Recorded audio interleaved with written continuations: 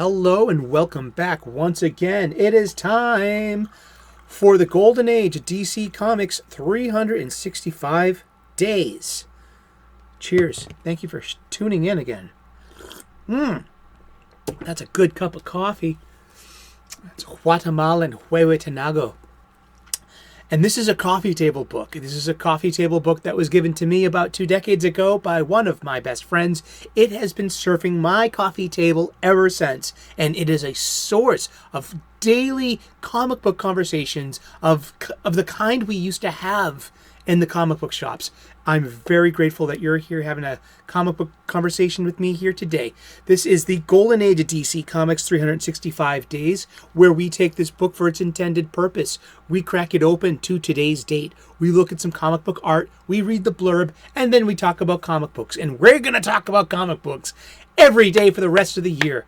And this is an Abrhams 2004 hardcover coffee table book, written and curated by Les Daniels, Chip Kidd, and Geoff Spear. There is a link to Amazon in the description where you can get your own copy for between $8 used and about $25 brand new. It'll look great on your coffee table, and it makes a great gift.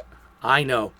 So let's get to it. Before I do, I like to give what I now define as the escapism caveat. You know, activism is very important. It's needed in this world, but it is trying to bully its way into spaces that we need kept safe or their own identity, which they have been. Escapism, whether it's your music, your sports, a cinema, some art, or some comic books. I mean, these stories are important to us because they make us forget about the world's problems just for a few minutes. It has that quality to spirit you away and to lose this skin and be someone else. And it's an expression of freedom too. And I find that the activists, although they're quite needed, need to stick to their own spaces. Yeah, there's nothing wrong with saying that. Yeah. I mean, you're using and trying to take advantage of us as comic book fans as escapism to use our spaces for your platform to spread your message, and then you bully those who don't allow you to. It's not cool. I mean, seriously. I want superhero stories, and I'm going to get them. So I'm looking to the past right now, and we're going to open up this book of the Golden Age of DC Comics. The Golden Age is 1938 to 1955. The Silver Age is 1955 to 1970. The Bronze Age, I'm a Bronze Age baby, is between 1970 and 1985, and the Copper Age begins in 1985. So let's get to it. I'm cracking this book open. And it is one of my favorite characters in the world. It is June 27th, and it's story by Bill Finger. It's art by Jack Burnley and Ray Burnley. It is from Batman number 13, which was published in November of 1942. Well, published, yeah, or does it have a cover date of that? That's probably the point. That's the cover date, which is 3 months later than its release date. Why? Because that's how publications worked. After this date, now we're in December, we take this issue off the newsstand or the spinner rack, we rip its cover off. We then send it back to the distributor for credit, and then the distributor sends that back to the publisher, who then returns those pages back to pulp, and then the pulp gets recycled and made into a brand new funny book. Yeah, this the circle of life. Yes. Let's read the blurb. But yeah, look at that. That's Robin the Boy Wonder, not the Teen Wonder. We're going to get to that in just a second. And we're going to talk about one of my all-time favorite Robins that you might not be aware of. Robin provides a real kick for Rocky Grimes, released from prison after 20 years and no smarter than when he went in. A leitmotif of Batman stories was the public display of tangible wealth to indulge the ego of an individual or corporation. It inevitably attracted a criminal of some kind, so Batman and Robin could anticipate his actions and were not far behind. Here's Here, there's a pot of gold at the end of an unusually solid rainbow. It's an ostentatious display that leads directly to Rocky's death. All right.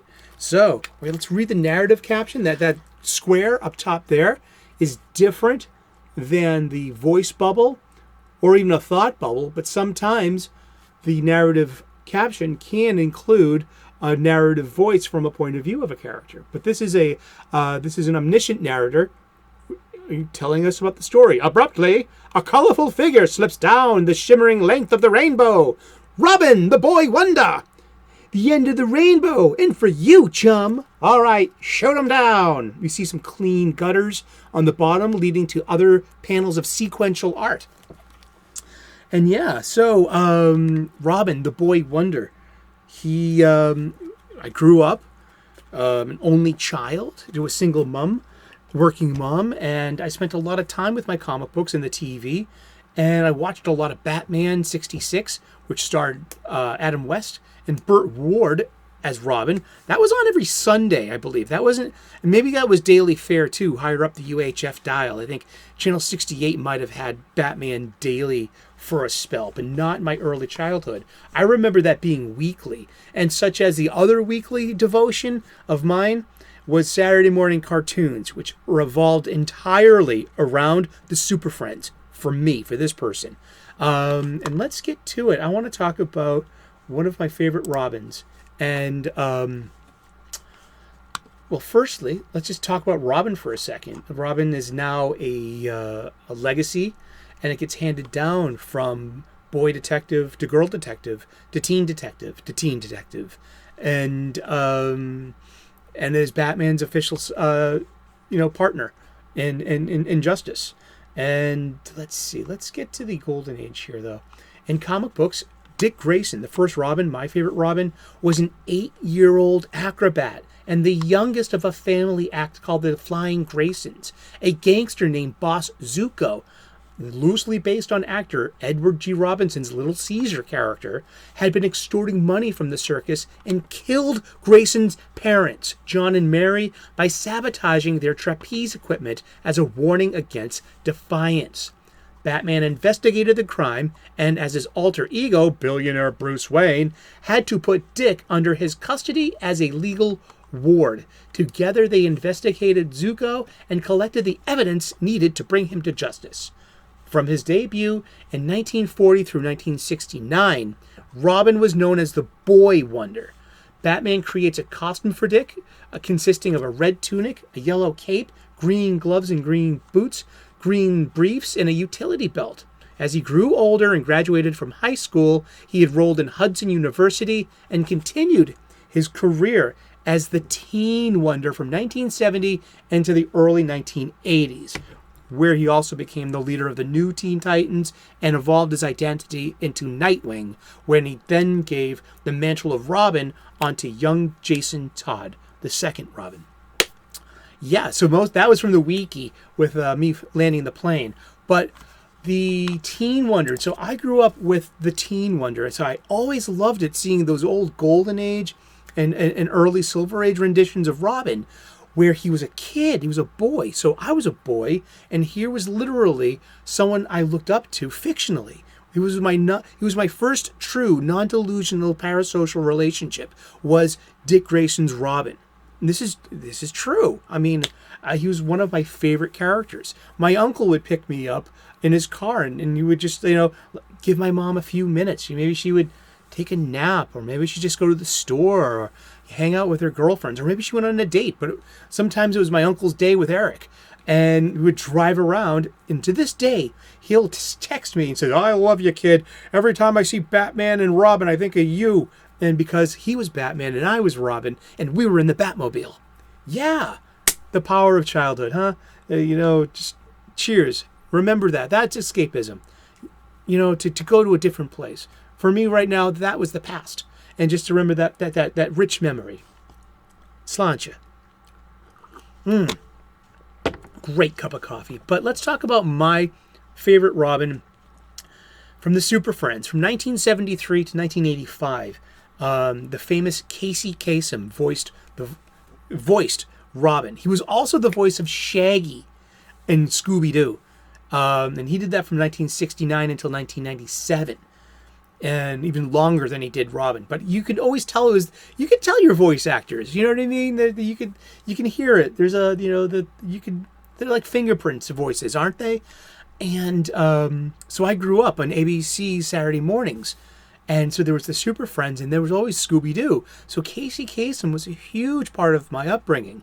And also, his Sunday radio show. He was a famous radio DJ. And on the FM dial, he would have America's Top 40, which was a weekly Sunday show. It went on for 4 hours.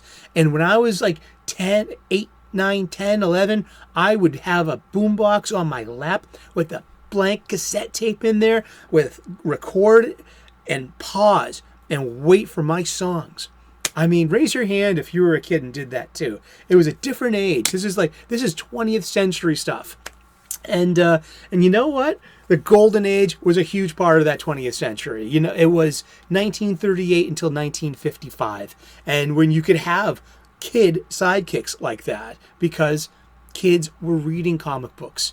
And that's what kids spent their pocket money on at the newsstand.